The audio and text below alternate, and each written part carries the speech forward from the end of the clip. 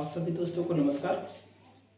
जैसा कि आप लोग जानते हैं, हम सभी जानते हैं, यूजीसी नेट का एग्ज़ाम स्टार्ट हो चुके हैं। तो कुछ लोगों के अंदर कुछ संदेह है, कुछ दिक्कतें हैं और कुछ ऐसे लोग ऐसे सोच रहे हैं कि मतलब क्या लेकर के जाएं, क्या लेकर के नहीं जाएं, ऐसे भी दुविधा है। तो उन सभी को क्लियर आज मैं कर दूंगा कि साथ में क्या लेकर के जाना है। और इसमें सबसे बड़ी दिक्कत है कि जो नए सिरे से वर्तमान एग्जाम हो रहे हैं तो पुराने पैटर्न वाला हर चीज़ धीरे धीरे बदलता जा रहा है। सिलेबस बदलते हैं तो उसके साथ पैटर्न भी कभी कभी बदल जाता है। तो उसमें नए नए पैटर्न को जानना बहुत ज़रूरी होता है। पहले पूरे दिन में लगभग 3 पेपर हुआ करते थे और वो भी एग्ज़ाम ऑफलाइन हुआ करता था। लेकिन वर्तमान समय में जब से कंप्यूटर बेस एग्ज़ाम कर दिया है तब से नए नए नियम रेगुलेशन आते गए हैं। वर्तमान में आया है एक चीज़ जो बहुत लोग को हम जानते हैं, पता नहीं होगा, परसेंटाइल सिस्टम। जो परसेंटाइल स्कोर निकाला जाता है, बहुत लोग को एग्ज़ाम देते हैं लेकिन उन लोगों को ये नहीं पता होता है कि ये परसेंटाइल स्कोर निकाला कैसे जाता है, कितने क्वेश्चन अटेम्प्ट करेंगे, कैसे जानेंगे कि मेरा परसेंटाइल स्कोर क्या है, कैसे जानेंगे कि मेरा स्कोर क्या है, मतलब मेरे मार्क्स कितने हैं। तो मार्क्स निकालने के लिए तो सबको पता है, मार्क्स का जो परसेंटेज निकाला जाता है वो भी सबको पता हो जाएगा, लेकिन परसेंटाइल कैसे निकाला जाएगा ये आप लोग को नहीं पता होता है। और ये बोर्ड निकाल देता है, एनटीए निकालता है, एनटीए डिक्लेयर करता है आप लोग का जो आंसर की, उसके हिसाब से आप अपना देख करके अपना मार्क्स निकाल सकते हैं और उसके बाद से वो बोर्ड आपका परसेंटाइल निकालता है। ठीक है। तो आज सबसे पहले हम लोग ये देखेंगे कि ये यूजीसी नेट का जो एग्ज़ाम हो रहा है उसमें परसेंटाइल स्कोर कैसे निकाले जाते हैं। ठीक है। तो इसमें हम लोग ये देखेंगे, जैसे मान लीजिए किसी भी विषय का अगर एग्ज़ाम हो रहा है, जैसे मान लेते हैं कि पॉलिटिकल साइंस का ही अगर एग्ज़ाम हो रहा है, ठीक, पॉलिटिकल साइंस का ही कोई एग्ज़ाम हो रहा है, तो जिस दिन पॉलिटिकल साइंस का एग्ज़ाम होगा उस दिन 2 शिफ्ट में एग्ज़ाम होगा। पहला शिफ्ट जो 9 बजे से स्टार्ट होगा और दूसरा शिफ्ट जो 3 बजे से स्टार्ट होता है। तो उसमें से समय से पहुंचना बहुत ज़रूरी होता है, लगभग आधे घंटे पहले। जैसे कि अगर 9 बजे से सुबह शिफ्ट वाला, मॉर्निंग शिफ्ट वाला अगर सुबह 9 बजे से अगर एग्ज़ाम हो रहा है तो आप लोगों को 8:30 बजे के पहले पहुँचना है। 3 बजे से जो दोपहर को एग्ज़ाम हो रहा है उसमें 2:30 बजे के पहले पहुँचना है, क्योंकि अंदर बहुत सारे वर्क्स होते हैं उनको फॉलो करना पड़ता है, थंबनेल वगैरह वगैरह के चीज़ होते हैं। तो मान लीजिए जैसे पॉलिटिकल साइंस के आज एग्ज़ाम है और एग्ज़ाम 2 शिफ्ट में होगा, तो जो पेपर्स जो बनते हैं पॉलिटिकल साइंस के, जो पेपर्स बनेंगे 2 पेपर होते हैं। एक कंपल्सरी पेपर होता है जो सभी विषयों के लिए कॉमन होता है और एक अपना जो मूल सब्जेक्ट होता है। तो पॉलिटिकल साइंस के पेपर दे रहे हैं तो उसमें दोनों पेपर, दोनों शिफ्ट का मिला करके, जैसे मान लें कि ये फर्स्ट शिफ्ट है, एक फर्स्ट शिफ्ट में है, फर्स्ट शिफ्ट, और एक हो गया सेकंड शिफ्ट का एग्जाम। तो जो फर्स्ट शिफ्ट का एग्जाम हुआ, मान लीजिए कि बहुत ही इजी आया है, और सेकंड शिफ्ट का जो एग्जाम है वो बहुत हार्ड आ गया, बहुत ही हार्ड आया। तो दोनों का अलग अलग तरीके से अलग अलग मान करके अगर कोई कट ऑफ निकालते हैं, कोई परसेंटेज निकालते हैं, तो ये क्या हो गया, ये अन्याय हो, एक तरीके से जस्टिस कोई चीज़ नहीं हुआ। क्योंकि एक जो सेकंड शिफ्ट में बैठेगा उसके लिए पेपर बहुत हार्ड आए हैं तो बहुत कम मार्क्स लेकर के आएगा, और जो फर्स्ट शिफ्ट में आया है जो इजी है, इजी प्रश्न करेगा, उसके लिए जो मार्क्स हैं वो बहुत ज़्यादा ले दिया। ठीक है। तो जैसे मान लेते हैं यहाँ पे कि जो फर्स्ट शिफ्ट में एग्जाम दिया, उसको अगर पूरे एग्जाम करने के बाद से अगर वो लगभग देखिए लगभग 300 के मार्क्स होते हैं, इसमें से 210 मार्क्स लेकर के आया, ये इजी वाला है। और ये मान लीजिए 300 में से 180 प्लस नहीं हो पाया, ये इतना मार्क्स लेकर के आया। देखिए होता क्या है कि किसी भी विषय से संबंधित जो प्रश्न आते हैं वो लगभग 50 प्रश्न आते हैं जो कॉमन शिक्षण शोध एवं अभियोक्ता से संबंधित जो कॉमन पेपर्स होते हैं फर्स्ट पेपर से 50 प्रश्न आते हैं जो फर्स्ट पेपर से आएंगे, जो फर्स्ट पेपर से आएंगे, और लगभग 100 मार्क्स 100 प्रश्न ऐसे आएंगे जो सब्जेक्ट से आएंगे, अपने सब्जेक्ट से आएंगे। टोटल हमारा 150 मार्क्स का होगा, लेकिन एक प्रश्न लगभग 2 अंकों का होगा। एक प्रश्न कितने अंकों का, तो इसका जो 2 अंकों का होगा, तो टोटल हमारा 300 मार्क्स का हो जाएगा। ये मैक्सिमम मार्क है, अर्थात ये पूर्णांक है। 300 मार्क्स का आप लोगों को पेपर देना पड़ेगा।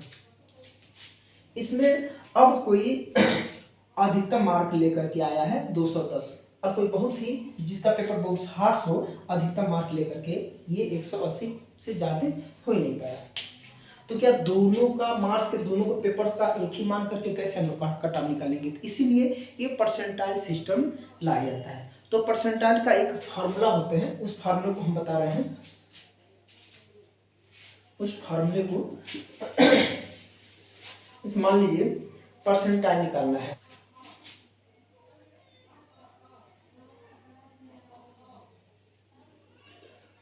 परसेंटाइल स्कोर निकालना है, परसेंटाइल स्कोर निकालना है।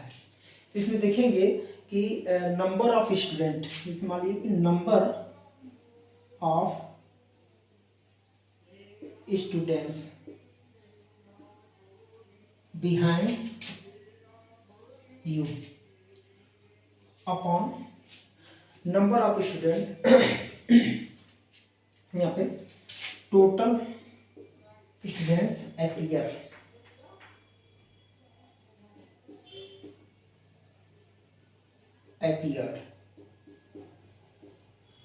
और इनटू 100। तो जो ये आगे जो भी मार्क्स निकल करके आएगा ये हमारा परसेंटाइल स्कोर होगा। तो एक आप लोगों को तो पता नहीं होगा कि कैसे हम जानेंगे कि मैं कितना नंबर पाया हूँ, तो मेरे पीछे कितने स्टूडेंट होंगे, यानी कि मैंने जितना स्कोर अर्जित किया उसमें से कितने लोग हमारे पीछे हैं जो हमसे कम नंबर लाए हैं, ये आप लोगों को पता नहीं चल पाएगा। ये बोर्ड निकालता है। तो ये बोर्ड के पास होता है कि आप जितना नंबर पाए हैं और आपके नंबर के पीछे कितने स्टूडेंट, ये नंबर नहीं, कितने नंबर इस पीछे नहीं है, आपके पीछे कितने स्टूडेंट पीछे हैं, नंबर पीछे नहीं, स्टूडेंट पीछे हैं। तो ये बोर्ड के पास होता है। तो बोर्ड उसके हिसाब से और कितने स्टूडेंट पूरी परीक्षा में, टोटल स्टूडेंट पूरे परीक्षा में अपीयर हुए हैं, तो जितने अपीयर हुए हैं उनसे भाग देने पे, मल्टीप्लाई करने पे, इसको मल्टीप्लाई कर देंगे तो जो भी स्कोर मिलेगा ये हमारा परसेंटाइल स्कोर होता है। और दूसरी बात, हम परसेंटेज मार्क्स कैसे निकालेंगे? परसेंटेज मार्क्स कैसे निकालेंगे?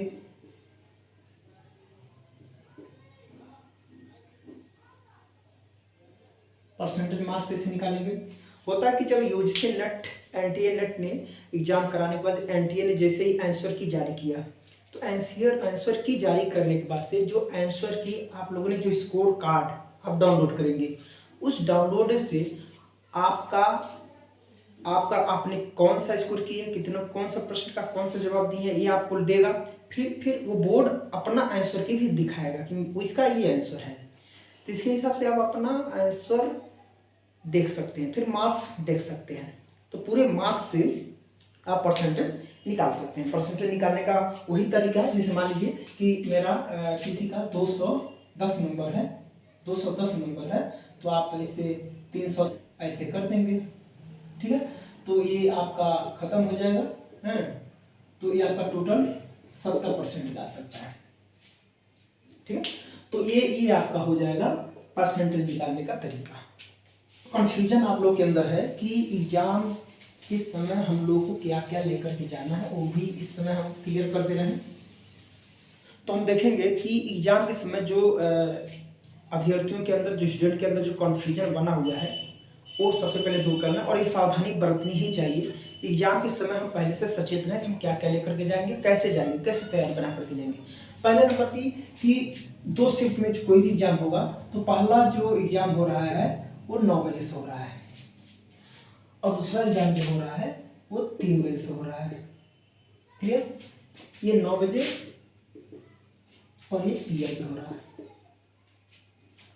ये एग्जाम का टाइमिंग है, लेकिन पहुंचना कब है? तो हमारा टाइमिंग जो है, टाइम जो है इसमें लगभग इसके पहले पहुंच जाना है और यहाँ पे लगभग इसके पहले पहुंचना है,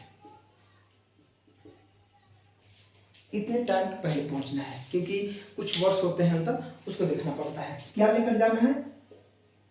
फोटो, लगभग 2 फोटो लेकर के जाना है। फोटो पासपोर्ट साइज जो फोटो होता है 2 फोटो लेकर के जाना है। डिक्लेयर्स पे एक लगता है और एक अगर एग्जाम हॉल में अगर आपसे मांगा जाएगा तो एक एक्स्ट्रा लेकर के अपने पास 2 फोटो। एक कोशिश ये किया जाता है कि जो वही फोटो हो जो आप आवेदन करते समय, आपने अप्लाई करते समय जो फोटो आपने यूज किया है वही फोटो होना चाहिए। फिर अगर वो फोटो नहीं है तो भी कोई बात नहीं है, आप दूसरा फोटो जो तत्काल में है, लेकिन हाँ ये एकदम लेटेस्ट फोटो होना चाहिए। आपका जो फोटो होगा ये क्या होना चाहिए? लेटेस्ट फोटो होना चाहिए।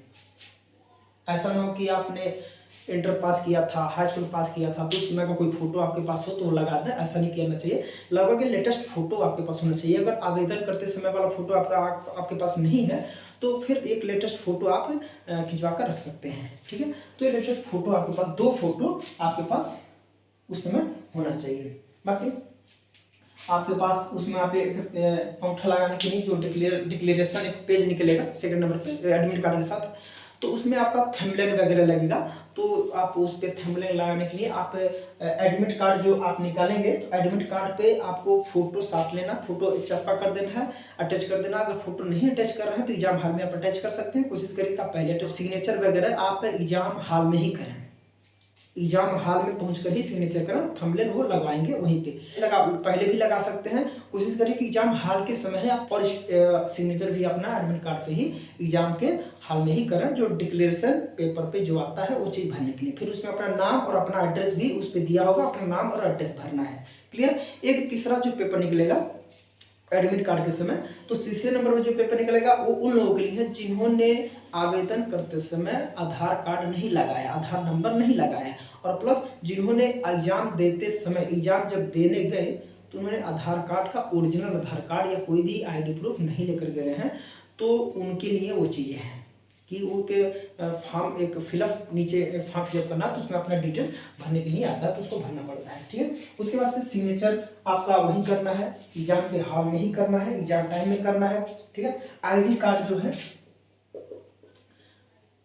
आईडी कार्ड जो होगा वो ओरिजिनल लेकर जाना है, ओरिजिनल कार्ड लेकर जाना है। आईडी कार्ड में आपका आधार हो सकता है, ड्राइविंग लाइसेंस हो सकते हैं, और पैन कार्ड, पासपोर्ट अगर आपके पास हो तो पासपोर्ट लेकर जा सकते हैं, आधार कार्ड भी। तो यानी कि कोई भी एक फोटो पहचान पत्र होना चाहिए जिससे आपको साबित करे, आपको एक प्रूफ दे कि ये मैं ही हूँ जो मैंने एग्जाम दे करके देने आया हूँ। तो एक फोटो पहचान पत्र के लिए, फोटो आईडी के लिए फोटो आईडी होना चाहिए जो ओरिजिनल होगी। इसका फोटो कॉपी आप जीरोक्स यानी कि फोटो कॉपी नहीं अलाउड है, फोटो कॉपी अलाउड नहीं है। क्या अलाउड है? ओरिजिनल अलाउड है। तो आप 2 फोटो के साथ आप ओरिजिनल आईडी ले, कोई भी जूते वगैरह ऐसे ना पहन के जाएं, बेल्ट वगैरह आप कोशिश करिए कि ना पहन के जाएं। अगर बेल्ट वगैरह पहन के जा भी रहे हैं तो वहाँ पे आपको एग्जाम हॉल के पहले निकलवाना पड़ेगा। आप कोई ऐसे बड़े जूते वगैरह ना पहन के जाएं जिससे ऐसा लगा कि जूते के अंदर कुछ आपने छुपा रखा है। हाँ, सिंपल जूता, एकदम साधारण जूता, छोटे में जूता आप मतलब पहन सकते हैं। लड़कियां जो बड़ी हिल्स वाली या फिर कोई ऐसे सैंडल पहन कर ना जाए जिससे लगे कि आप उसमें कुछ चीज़ें चुरा करके रखी हो। तो ऐसी चीज़ों से बचें, क्योंकि एग्जाम हॉल में ऐसी चीज़ें क्या करता है, आपको परेशानियाँ करता है। जैसे जूते निकलवाएंगे, ये करेंगे, सैंडल निकलवाएंगे, चप्पल निकलवाएंगे, इसकी वजह से आप लोगों को परेशानी होगी। तो चीज़ लेकर के ना, कोई अलग अलग जैसे कैलकुलेटर वगैरह कोई इलेक्ट्रॉनिक चीज़ें लेकर के नहीं जाना है। आपको एक बाल पेन, नीले बाल पेन या ब्लैक बाल पेन लेकर के साथ में जाना है। और जो महिलाएं हैं, महिलाओं में कुछ दिक्कतें हैं, जैसे कुछ सस्पेंस है कि जैसे अनेक माला वगैरह पहन के नहीं जाना है। लेकिन जो शादीशुदा महिलाएं हैं उनके लिए मंगलसूत्र पहन करके जाना अलाउ है, कोई दिक्कत नहीं, आप मंगलसूत्र पहन करके जा सकती हैं, उसके लिए बोर्ड ने मना नहीं किया है। तो बाकी अगर आप लोगों को यूजीसी नेट में पॉलिटिकल साइंस में अच्छा स्कोर लाना है तो आपको मेरा एक यूट्यूब चैनल है,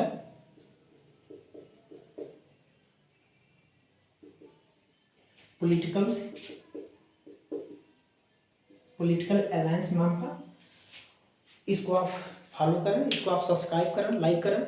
इससे आपको यूजीसी नेट से संबंधित, पॉलिटिकल साइंस से संबंधित आपको अच्छे से तैयारी कराई जाएगी। कुछ इसमें कंटेंट, अच्छे से कंटेंट डाला जा रहा है, प्रैक्टिस से डाले जा रहे हैं। तो इसको आप इस चैनल को सब्सक्राइब करके आप अपना यूजीसी नेट से संबंधित, पॉलिटिकल साइंस से संबंधित, पॉलिटिकल साइंस की अपने तैयारी को मजबूत बना सकते हैं।